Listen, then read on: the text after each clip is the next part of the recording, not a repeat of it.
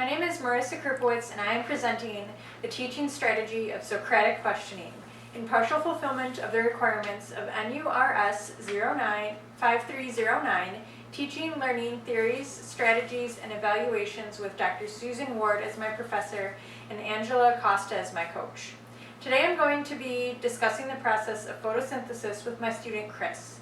Chris is an undergraduate student at a liberal arts university who is in my biology course. He is coming to my office hours to discuss questions that he has about photosynthesis. I will be helping him to better understand the material through the use of Socratic questioning. According to Carleton College 2006, the best way to use Socratic questioning is to prepare specific probing questions that require thought and more than a yes or no answer.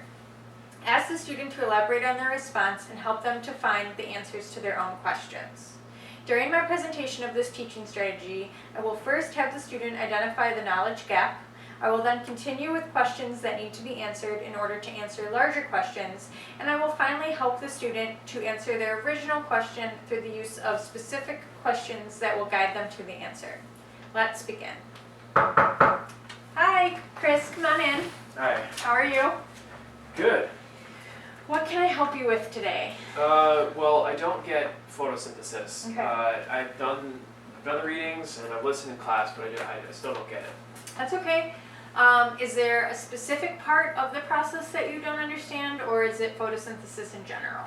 Well, all I understand is that plants need sunlight to make energy. Right. Other than that, I get confused and I can't really keep it straight. Okay, that's okay. I don't have enough time today to go into great depth with you, but I can help you to get the major concepts down. We'll discuss the rest later if you're still confused. But let's start with what we know and then work from there. So how would you define the process of photosynthesis? I would say that photosynthesis is the process that happens when plants turn sunlight into energy. Great. And what does that energy take the form of? I'm not sure. That's okay. Let's think about it in a way that we might understand a little bit better. So let's think about it in terms of the human body. What is the main energy source for human cells to function? Sugar. Kind of. It's kind of Glucose. Glucose, right. I'm going to draw out what we're talking about, the steps that we have confirmed are in the process, so we can better visualize and understand. So first, as you stated, plants need sunlight in order to make energy. So I'm going to make our sun over here. Okay, and that's the first, and then the end result we're looking for is energy, and in the form of glucose. I'm going to make our little sugar cubes over here. Yeah. So the main question is, how do we get the sun to turn into sugar? I don't know. It's okay. So let's look at it again in a different way. Have you ever had a suntan? Yeah. Okay. Can you explain that, how you got that, how that happened? Well, I go outside and expose my skin to the sunlight for an extended period of time, and the sunlight changes the color or the pigments in my skin temporarily. Okay, right. So it changes it, but what happened to make that change? I guess it changed because of some kind of like a chemical reaction. Right, exactly. So let's relate that, what we know, to what we already know about plants. Okay, I know from class that plant cells take in the full color spectrum except for whatever color you see on the plant. So when you look at a green leaf, it's green because that's the only color pigment that the plants don't absorb. Right. So relate what you just said about the color pigments in plants to the chemical reaction that you described when you get a suntan. Okay, the chemical reaction. So just like the reaction that changes the pigment of my skin from exposure to the sun, the color pigments in the plants have a chemical reaction when they are exposed to sunlight. Right. So I think it's safe to add chemical reaction to the things that we know that happen during photosynthesis. Yeah, right.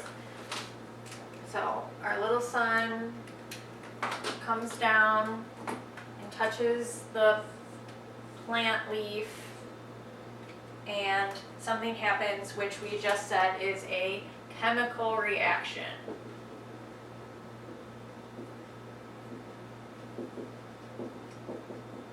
Okay. So let's talk about how we turn the energy from the sunlight into the sugar, or the source of energy for the plant. Do you know anything about that? That's another part I don't understand. Okay. So if we're going to look at it from something we know, then what are most living things on Earth made of? Water? Yeah, but I'm more looking for what that water lives in. Cells. Yeah. So, okay, living things are made up of cells, so plants are made up of cells that each have chloroplasts and chlorophyll.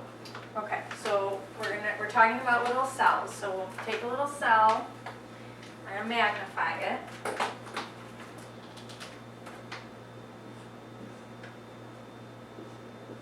Here's our plant cell. And you said what's in it? Chloroplast and chlorophyll? Chloroplasts with chlorophyll. Okay, so here's our little chlorophyll, chloroplast. What is a chloroplast and why is it important? The chloroplast is only found in the plant cell, and it's the energy or food producer of the cell. The chlorophyll is in the chloroplast, and it's the actual molecules that convert energy from sunlight into chemical energy. Okay. And this is what you were explaining today in class. Yes. So the chlorophyll molecules use energy from the sunlight to turn carbon dioxide, CO2. Okay, so we have CO2. CO2. And water.